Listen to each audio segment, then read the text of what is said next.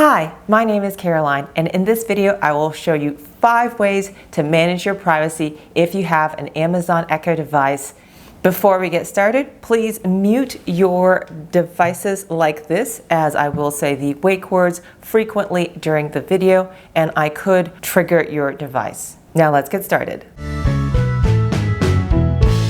I've heard a ton of varying opinions about Alexa, from having a personal assistant is great to Big Brother is listening, oh no.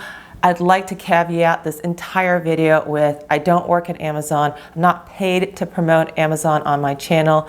I'm not sharing any proprietary information, just information from talking to hundreds of people about Alexa and my own internet research. The number one thing I hear from people is that Alexa is recording everything I say. For me personally, the conversations in my home just aren't that interesting, and I'm definitely not harboring a fugitive. I usually don't go around my house saying, hey, my social security number is... But let's get back to the question at hand. Is Alexa listening and recording to everything we say? As far as I can tell, Alexa is listening for her wake word, which at the time of this recording, you can set to Alexa, Amazon, Echo, or computer. And when she hears her wake word, she starts recording a short audio for what is said immediately after her wake word is triggered. For example, I'll say, Alexa, bacon and eggs, bacon and eggs. This might answer your question. And now if I go into my Alexa app, and this is the app we use when we set up our device in the first place. I'll go to my Alexa app, and then I will go to the menu bar, and then I'll go to settings. And then I will select Alexa Privacy, and I can hit Review Voice History, and I can see bacon and eggs, bacon and eggs. And I can select this recording, and I can delete this recording.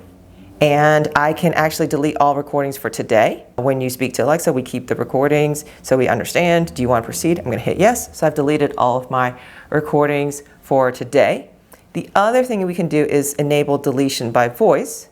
And it says when enable, anyone who says, hey, delete what I just said or delete everything I said today, I'll hit enable, and then you can just command her by saying, Alexa, delete everything I said today. And that is how you can delete your recordings. Now, if you'd like to automatically delete your recordings without having to say it or go into this app or anything, then you go into manage your Alexa data. And then you can scroll down to automatically delete recordings. Mine is off right now. And then I can select for keep my recordings for 18 months or keep my recordings for 3 months. I'll hit confirm, and that will automatically delete all of my voice recordings older than 3 months. And that is how simple it is to start deleting your recordings. Number 2, are there people listening to my recordings? Now we'll go back to Alexa Privacy, and we'll go to manage your Alexa data, and we'll scroll down, and it says right here, help improve Alexa, use voice recordings to improve Amazon services and to develop new features.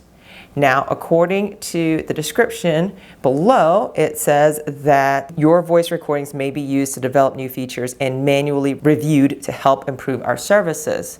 Only an extremely small fraction of voice recordings are actually manually reviewed. This little feature here to toggle it off, and I'm going to hit turn off, actually I think is kind of new. I think it was introduced last year, I would say mid-2019. The purpose of doing this was to improve speech recognition. For example, I said bacon and eggs, bacon and eggs. What if she thought I said thank you next, thank you next? But according to this article by The Verge, which I will link to below, workers in some offices were sharing snippets of conversations with other coworkers that they found funny or embarrassing. I'll link to that specific article in the description field below. If you are saying funny or embarrassing things that you don't want a total stranger to hear, then I highly suggest you turn off this feature by going into here and toggling it off, and then turn off. Also turn off use messages to improve transcriptions, and I'll toggle that off as well.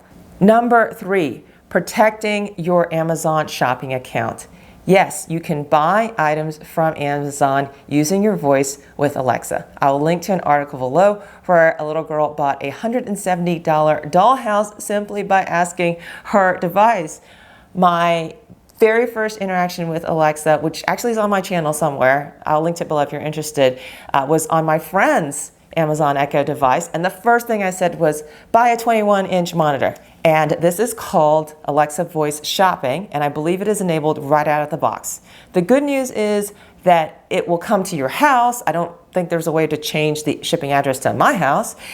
If weird stuff starts showing up on your doorstep, I suggest you check your Amazon shopping account under orders and then return the items that you don't need. To protect yourself from unauthorized voice shopping in the first place, I suggest you go into your Alexa app and then you go into the menu and you'll hit settings and then you'll hit account settings and then select voice purchasing. You can completely turn off any purchasing by voice, or you can institute a voice code. And you can see my voice code is 1234. Obviously, that is not the usual voice code that I use. You can edit your voice code and hit save. And now, in order for somebody to buy something, they have to say, I want to buy this. And they have to give out the voice code.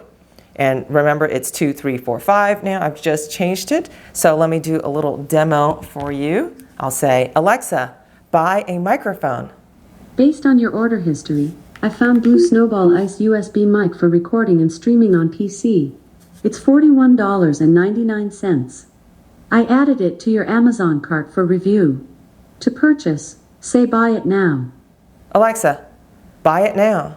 To order it, tell me Caroline's voice code. 1, 2, 3, 4. I can't match that code to your account. What's your voice code again? 2, 3, 4, 5. Thanks. And your order for Blue Snowball was placed.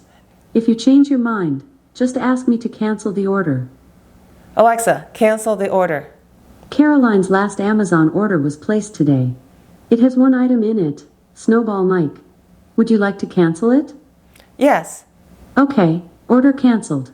And that was me ordering, and it made me give out the voice code before it completed the order, and then it let me cancel the order too. So that was pretty cool. But yeah, definitely protect yourself from unauthorized voice ordering, voice shopping on your device if there are other people in your home. I highly recommend that. Number 4, skill permissions. Can third parties collect my personal information, such as my address or phone number, using the Alexa? Generally speaking, no, because Amazon has instituted an opt-in policy on sharing your information with third parties. That means that your information can only be shared with a third party if you authorize it for each third party. For example, you may need to share your personal data in order to get the full experience of a skill. Now, that probably delves into another question you might have, which is, what is a skill? The quick answer to what is a skill is that a skill is like an app for your Alexa. Just as you have apps on your smartphone, you have skills for your Alexa. For example, let me show you a Big Sky skill that requests your address for it to work. Alexa, launch Big Sky. Welcome to Big Sky. I've sent a card to the activities section of the Alexa app. Thanks for trying Big Sky. Big Sky is a skill that tells you all about the weather in your area. In order for it to know what the weather is in your area, I first need to know where you are. Thus, it needs to know your location. And by selecting permissions, your device address, and allowing it to access your location while the skill is in use, and also allowing it to give you notifications. That's what it feels it needs in order to give you the best experience of the weather from this Big Sky app. This kind of makes sense to me in that the weather is location dependent, and if you would need the user's address or you need your location in order to provide the correct weather. And I feel that the user is making an opt-in decision. If you do nothing, you don't have to click on anything. If you do nothing, then you don't get to use the skill. And you're making an informed decision at that point. So I think that's great. If you're concerned that you've already allowed permissions on some other app on your phone and you didn't really see it, you can also review permissions by type. And I'll show you how to do that right now. So from your app, you go into the menu, you'll go into settings, you'll go into Alexa privacy, and then you can go into manage skill permissions. Tap that, and then you can see all of the different permissions. Let's say you want to see who you gave your street address to. You'll touch that, and you'll see the different skills that you have enabled, and then which ones you've given your permission to. And you can turn off anything that you don't want to give permission to. Okay, that's great. So you are in charge, and now thanks to watching this video, you'll be able to manage that. That brings me to my last point, number 5. I'm going to call it account linking. This is something that I thought was actually really devious, and if I'm being completely honest, it almost tricked me one time. This is a part B of can a third party collect my personal information using Alexa. In the last segment, I showed you where you could opt in to share your address with a skill created by a third party.